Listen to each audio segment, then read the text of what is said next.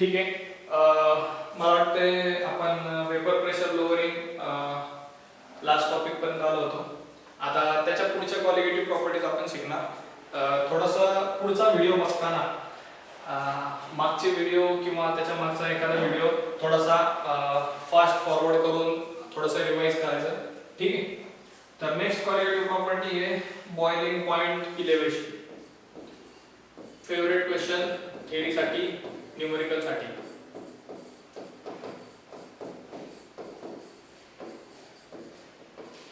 बरं, boiling point elevation same आहे. Same म्हणजे काय करायचं बघा. आपले दोन कंटेनर पकडायचे त्या दिवशी सारखे.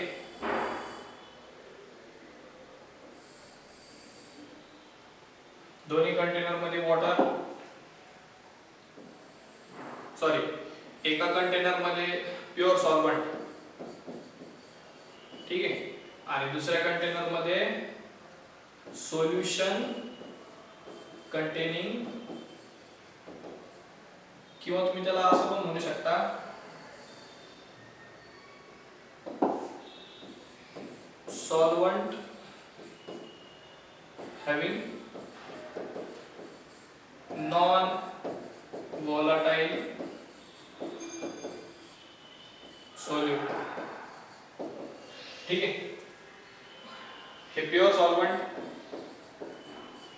आणि solvent having non volatile solute, त्यालाच आपण सोल्युशन म्हणतो. लक्षात ठेवा. इथून पुढे आपण त्याला काय म्हणणार, सोल्युशन, किंवा तुम्ही असं पण म्हणू शकता त्याला solution containing non volatile solute. बरं, मग काय करायचं आता.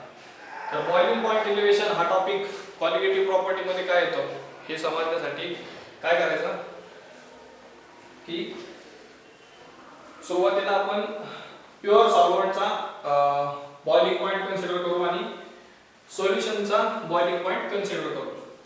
त्याला डिनोट करतो मी प्युअर म्हणल्यावर बघा बॉइलिंग पॉइंटचं टेम्परेचर म्हणजे बॉइलिंग पॉइंट, आणि त्याला प्युअर म्हणल्यावर त्याला काय म्हणतो मी T0B. ठीक आहे. त्याला काय म्हणतो मी T0B. आणि तुमच्या सोल्युशनचं बॉइलिंग पॉइंट आपण पकडू TB. ठीक आहे. तर सर्वात पहिल्यांदा बॉइलिंग पॉइंट काय हे माहिती पाहिजे आपल्याला. The temperature at which substance starts to boil, त्याला आपण काय म्हणतो बॉइलिंग पॉइंट. बरं, किंवा त्याला आपण पुढे जाऊन आपण फोर्थ लेसन मध्ये शिकणार की the substance the temperature at which तुमच्या फेस चेंज स्टार्ट होतो. फेस चेंज म्हणजे लिक्विड टू वेपर. ठीक आहे. तर back to the topic. Boiling point elevation हे 2 मिनिटं. इलेव्हेशन हा वर्ड साईडला ठेवा. बॉइलिंग पॉइंटची डेफिनेशन आपल्याला कळलेली आहे. आपण काय करणार बघा. प्युअर सॉल्व्हंट आहे म्हणजे कन्सिडर करा की त्याच्यामध्ये वॉटर आहे. सोल्युशन आहे म्हणजे दुसऱ्या बिकर मध्ये आपण काय घेतले, वॉटरच घेतले, पण त्याच्यात काय ऍड केले, जसं आपण वेपर प्रेशर लोअरिंगच्या वेळेस ऍड केलं होतं. काय ऍड केलं होतं, नॉन व्होलाटाईल सोल्यूट. असं सोल्यूट की ज्याची वेपर फॉर्म होत नाही आणि ते कुठं पर्यंत सरफेसवर. म्हणजे काय की तुमच्या सरफेसवर नॉन व्होलाटाईल सोल्यूट तरंगतं, जेणेकरून काय होतं की जे वेपर तयार होतात त्याला ऑब्स्ट्रक्शन क्रिएट होतं त्याच्या पाथमध्ये. बरोबर का नाही. हिथं वेपर क्रिएट होत असताना काय येणार मध्ये तुमचे नॉन व्होलाटाईल सोल्यूट पार्टिकल्स मध्ये येतात. हिथं प्युअर वॉटर म्हणजे वेपरला काय ऑब्स्ट्रक्शन नाहीये. बरोबर का. तर माझा प्रश्न असा आहे का, नीट ऐकायचं. प्युअर सॉल्व्हंट चा बॉइलिंग पॉइंट काय पकडला आपण TB, पण 0 का पकडला कारण तो प्युअर आहे. प्युअर साठी आपण इथून पुढे 0 वापरणार वरती डोक्यावर. हिथं काय आहे, ह्याचं बॉइलिंग पॉइंट काय पकडला आपण TB. बरं, मग आता दोघांकडे बघायचं. आपल्याकडे दोन्ही केस मधले सिच्युएशन माहिती आहे. तर मला सांगायचं की कोणत्या केस मध्ये तुमचं जे बॉइलिंग पॉइंट असेल तो कोणत्या केस मध्ये जास्त असेल, म्हणजे कंटेनर 2 मध्ये जास्त की कंटेनर 1 मध्ये जास्त. ठीक आहे. म्हणजे फॉर एक्झाम्पल बॉइलिंग पॉइंट समजा पकडा की बाबा ह्याचा 100 असेल तर ह्याचा 80 असेल, का उलटा असेल, ह्याचा 100 असेल का ह्याचा 80 असेल. म्हणजे कमी जास्त कोण मोठा कोण छोटा हे सांगायचं. आणि रिझन पण सांगायचं. तर 2 मिनिटं 2 सेकंद मी पॉज घेतो, व्हिडिओ पण पॉज करायचा आणि विचार करायचा. ठीक आहे. तर मी त्याचा आन्सर सांगतो. तुमचं जे सोल्युशन आहे, सोल्युशन म्हणजे तुमचा जो टीव्ही आहे त्याचं जे टेम्परेचर आहे, त्याचं जे बॉइलिंग पॉइंट आहे, तो कायम जास्त असणार तुमच्या प्युअर सॉल्व्हंटच्या बॉइलिंग पॉइंट पेक्षा. आता असं का झालं मला सांगा. तुमचं ज्यावेळेस सोल्युशन बॉईल करणार, बॉईल करतो म्हणजे आपण शेवटी त्याला काय म्हणतो, त्याच्या सरफेस मधनं वेपर एस्केप होत असतो, बरोबर. पण मला सांगा ह्याच्या सरफेसवर काय आहे, नॉन व्होलाटाईल पार्टिकल्स असे तरंगत असतात. मग मला सांगा वेपर या सरफेस मधनं एस्केप होतील का? होतील, पण सर त्याला वेळ लागेल. वेळ लागेल म्हणण्यापेक्षा त्याला टेम्परेचर जास्त लागेल, बरोबर का नाही. पण या केसमध्ये प्युअर सॉल्व्हंटच्या केसमध्ये तुमच्या सरफेसवर काय आहे का, नाहीये. त्याच्यामुळं वेपर इझिली एस्केप होणार. पर्यायी त्याचा बॉइलिंग पॉइंट हा कमी असणार. इथं ऑब्स्ट्रक्शन जास्त आहे, त्याच्यामुळं याला जास्त हीट द्यायला लागणार. जास्त हीट द्यायला लागली की त्याला आपण काय म्हणणार की सर बॉइलिंग पॉइंट याचा जास्त असणार. म्हणजे फॉर एक्झाम्पल ह्याचा 100 असेल तर ह्याचा 90 असेल. ठीक आहे. मग तेच मी मांडलं इथं, TB is greater than TB0. आता मला जर डिफरन्स काढायचा असेल, डिफरन्स म्हणजे मला जर म्हणायचं असेल की सर प्युअर सॉल्व्हंटचा 80 होता तर सोल्युशनचा बॉइलिंग पॉइंट 11 झाला. कळलं का ते? या शब्दाचा अर्थ कळला का? इलेव्हेशन. की सर हा जर 80 होता तर हा 20 ने वाढला, 100 झाला. So that the boiling point is elevated. त्याला आपण म्हणतो बॉइलिंग पॉइंट इलेव्हेशन. आता ही प्रॉपर्टी कॉलिगेटिव्ह आहे का? कारण आपण सोल्यूट ऍड केला त्याच्यामुळे त्याचा बॉइलिंग पॉइंट चेंज झाला. त्याच्यामुळे त्याला म्हणतात colligative property.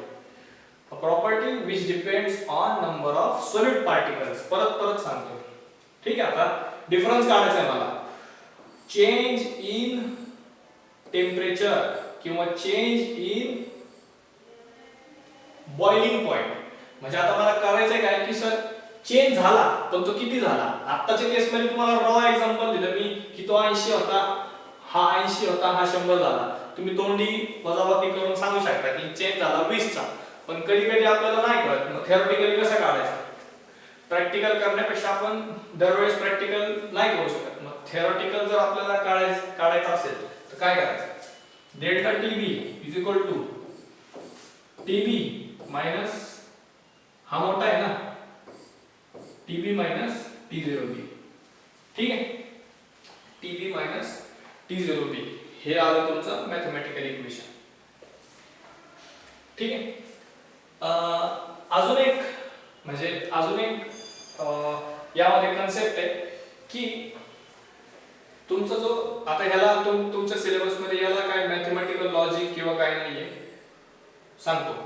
Boiling point elevation is directly proportional to small m. Small m काय असतं? मोलॅलिटी. ठीक आहे. बरं आता कॉन्स्टंट ऑफ प्रोपोर्शनॅलिटी काढणार आपण. बरं मला सांगा डेल्टा TB चं युनिट काय? टेम्परेचर आहे. टेम्परेचरचं केमिस्ट्री मधलं युनिट 11वीत आणि 12वीत आपण शिकलेलो डिग्री सेल्सिअस, केल्विन किंवा फॅरनहाइट, बरोबर. पण मोस्टली आता केल्विन वापरायचं. टेम्परेचरचं युनिट केल्विन वापरायचं. तर आता हे प्रोपोर्शन काढायचं असेल मला. आता तिथं नीट लक्ष द्या. Delta TB is directly proportional to molality. मला सांगा मोलॅलिटीच्या न्यूमरेटरला काय असतं? Number of moles of solute, बरोबर का? म्हणजे काय? हे बघा मोलॅलिटी म्हणजेच काय? Number of moles of solute upon mass of solvent in kg, बरोबर का? मग मला सांगा डेल्टा TB जर मोलॅलिटीला डायरेक्टली प्रोपोर्शनल असेल तर याचा अर्थ काय होतो? Delta TB is directly proportional to number of moles of solute. म्हणजे काय की तुमचा बॉइलिंग पॉइंट इलेव्हेशन हे कशावर डिपेंड आहे? Number of moles of solute. आता कळलं का? मॅथमॅटिकली पण प्रूव्ह झालं की it is directly proportional to solute particles किंवा नंबर ऑफ सोल्यूट पार्टिकल्स. बरं मग आता कसं करायचं? कॉन्स्टंट ऑफ प्रोपोर्शनॅलिटी घालण्यासाठी आपण मॅथ्स वापरतो, मग ते मॅथ्स वापरायचं. Delta TB is equal to एक कॉन्स्टंट इंट्रोड्यूस करतो मी के आणि त्याला स्मॉल सबस्क्रिप्ट बी, त्याला म्हणतात केबी. केबीचं नाव आहे इब्युलोस्कोपिक कॉन्स्टंट. नाव थोडं जीभ वळवण्यासारखं आहे. इब्युलोस्कोपिक कॉन्स्टंट नवीन सिलेबस मध्ये हे नाव आहे का नाही माहित नाही, पण त्याला तसं म्हणतात इब्युलोस्कोपिक कॉन्स्टंट.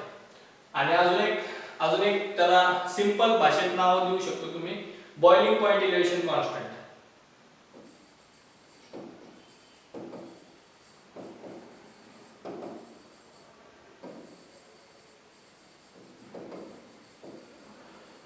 ठीक आहे, बॉइलिंग पॉइंट इलेव्हेशन कॉन्स्टंट. बरं, आता केबीचा एक मस्त तुम्हाला डेफिनेशन येते फायनलला किंवा कॉलेज टेस्ट मध्ये. केबीची डेफिनेशन आपण सिंपल टर्म्स मध्ये करू शकतो. केबीची डेफिनेशन, केबीचं युनिट. सुरुवातीला केबीचं युनिट काढू आपण. बरं, आता केबी या साईडला ठेवायचा, मोलॅरिटी कडे आणायची. केबी डेल्टा टीबीचं युनिट लिहितो मी, काय असणार ते केल्विन. मोलॅरिटीचं युनिट काय असणार आहे, मोल पर केजी, बरोबर का. जर मोल पर केजी इकडे असेल तर ते इकडे आल्यावर काय होईल, उलट केजी पर मोल. हे झालं तुमचं केबीचं युनिट. बरं, मग आता युनिट काय आलं, केल्विन केजी पर मोल. तसं म्हणायचं केल्विन केजी म्हणायचं, बरोबर. केल्विन मल्टिप्लाय बाय केजी पर मोल असं नाही म्हणायचं. ठीक आहे, मग काय आलं, हे तुमचं केबीचं युनिट आलं. मग आता मला जर डेफिनेशन द्यायची असेल कशाची, केबीची, तर कशी लिहिणार मी बघा. केबीची डेफिनेशन लिहिण्यासाठी एक ट्रिक आहे, ती सांगतो मी तुम्हाला. सपोज तुमचा मोलॅरिटी तुमची 1 झाली, 1. ठीक आहे, जर मोलॅरिटी 1 झाली तर होईल काय, delta TB is equal to काय होणार, केबी, बरोबर. Delta TB is equal to KB होणार. मग मला आता सोपं आहे डिफाइन करायला केबी. कसं, sir boiling point elevation constant is equal to boiling point elevation raised when molarity is 1. काय नीट ऐका बरं.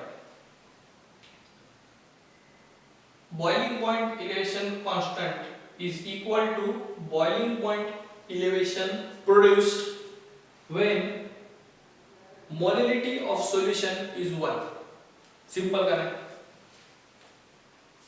किंवा तुम्ही त्याला असं म्हणू शकता, नीट ऐकायचं, ही डेफिनेशन पुस्तकात तशी मी जशी सांगतो तशीच आहे. जर कळली तर रट्टा मारायची गरज नाही. Boiling point elevation constant is equal to boiling point elevation म्हणजे delta TB produced when 1 mole of solute is dissolved in 1 kg of solvent. म्हणजे काय, आता मोलॅरिटी जर 1 असेल याचा अर्थ काय रे, न्यूमरेटर पण 1 असला पाहिजे, डिनॉमिनेटर पण 1 असला पाहिजे, बरोबर का. म्हणजेच काय की 1 divided by 1 is equal to 1. मला सांगा नंबर, म्हणजे मी काय बोललो, when 1 mole of solute is dissolved in 1 kg of solvent, बरोबर का. तर ती अशी डेफिनेशन तुमच्या बुक मध्ये आहे. ठीक, तर ते असं आहे. तुमच्या बुक मध्ये ग्राफ दिलाय, तो मी तुम्हाला एक्सप्लेन करतो. सिंपल आहे ग्राफ. तो ग्राफ काढायचा, थेरी क्वेश्चन आला तर तो ग्राफ काढायला लागतो. आणि ग्राफ हे रट्टा मारण्याचं म्हणजे रट्टा वगैरे मारायचा नाही, ग्राफ मध्ये समजून घ्यायचा ग्राफ. बरं, एक्स ऍक्सिस आणि वाय ऍक्सिस वर आपल्याला काय दिलेलं आहे, एक्स ऍक्सिस वर दिलेलं आहे टेम्परेचर, वाय ऍक्सिस वर दिलेलं आहे वेपर प्रेशर. मी आता काय सर कशाचं काय प्लॉट करणार, तर बघ मी प्लॉट करणार 2 कर्व. कोणाच्या आपल्याकडे 2 कर्व होते. पहिल्या ह्याच्यात काय होतं प्युअर सॉल्व्हंट, दुसऱ्या ह्याच्यात काय होतं सोल्युशन, बरोबर. बरं मग मला सांगा व्हेपर प्रेशर आपल्याला पहिल्यांदा आठवतंय, व्हेपर प्रेशर जास्त कोणाचं आहे रे? व्हेपर प्रेशर जास्त कोणाचं आहे? कंटेनर 1 म्हणजे प्युअर सॉल्व्हंटचं व्हेपर प्रेशर जास्त आहे. बरं मग मी त्याला असं दाखवलं, म्हणजे ही दाखवली कर सॉल्व्हंटची आणि तुमच्या प्युअर सोल्युशनचं व्हेपर प्रेशर कमी आहे थोडंसं, बरोबर का? हे झालं तुमचं सोल्युशनची कर्व. बरं आता हे सर मला कळत नाही कर्व कोणाची काय कसं काय. हे तर कळतं इथं 0 असतो आणि ही लाईन कुठे इंटरसेक्ट होणार? इथे. ही लाईन कुठे इंटरसेक्ट होणार? इथे. समजा इथं 10 आहे आणि इथं 20 आहे, तर उघड्या डोळ्यांनी बघितलं आपल्याला कळतं की व्हेपर प्रेशर 20 हे 10 पेक्षा जास्त असतं. म्हणजे सॉल्व्हंटचं म्हणजे प्युअर सॉल्व्हंटचा तुमचा व्हेपर प्रेशर हा सोल्युशनच्या व्हेपर प्रेशर पेक्षा जास्त आहे, बरोबर का? आता कळलं का ग्राफ? बरं मग आता सर आम्ही y ऍक्सिस वर तो प्लॉट केला, पण x ऍक्सिस चं काय? तर त्याला प्लॉट करू आपण. एक व्हर्टिकल लाईन घेऊ,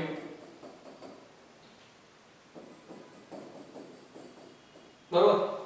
बरं आता सॉल्व्हंटचा आपण बॉइलिंग पॉइंट कशाने डिनोट केला होता? तुमचा जो हा जो पॉइंट आहे त्याला आपण डिनोट म्हणजे कशाने डिनोट केलं होतं? TB0, बरोबर का? प्युअर सॉल्व्हंटचा बॉइलिंग पॉइंट कशाने डिनोट केला होता? TB0 ने. आणि सोल्युशनचा कशाने केला होता? TB. बरं मग आता आपल्याला ग्राफ वरून पण कळतंय की काय कोणापेक्षा मोठे आहे? TB. बघा ना हा पॉइंट या पॉइंटच्या पुढे म्हटल्यावर x ऍक्सिस वर उजव्या साईडचा पॉइंट डाव्या साईडच्या पॉइंट पेक्षा मोठा असतो. हे मॅथ्स मध्ये आपण शिकलो. म्हणजे फॉर एक्झाम्पल हे जर 50 असेल तर हे 70 असेल, बरोबर का? तर असा तुमचा ग्राफ आहे, समजून काढायचा ग्राफ आहे, ठीक आहे. TB is greater than TB0, बरोबर का? किंवा तुम्ही असं पण लिहू शकता. सर उलट कशाला लिहिलं तुम्ही? आम्हाला काय कळत नाही, असं पण लिहू शकता, बरोबर का? ठीक आहे. तर हा ग्राफ काढायचा आणि एक्सप्लेनेशन मध्ये काय लिहायचं की आमच्याकडे 2 बीकर आहेत, एका ह्याच्यात प्युअर सॉल्व्हंट आहे, एका ह्याच्यात सोल्युशन आहे कंटेनिंग नॉन व्होलेटाइल सोल्यूट. दोघांचे टेम्परेचर व्हॅल्यू असाइन करायच्या. लेट प्युअर सॉल्व्हंटचा टेम्परेचर TB असं सगळं इंग्लिश मध्ये लिहायचं. आता तुम्हाला इंग्लिश यावं लागेल यासाठी, बरोबर. तर एवढं सगळं लिहिल्यावर तुम्हाला 4 मार्क मिळतात, सगळं ते डेरिव्हेशन डेफिनेशन लिहून.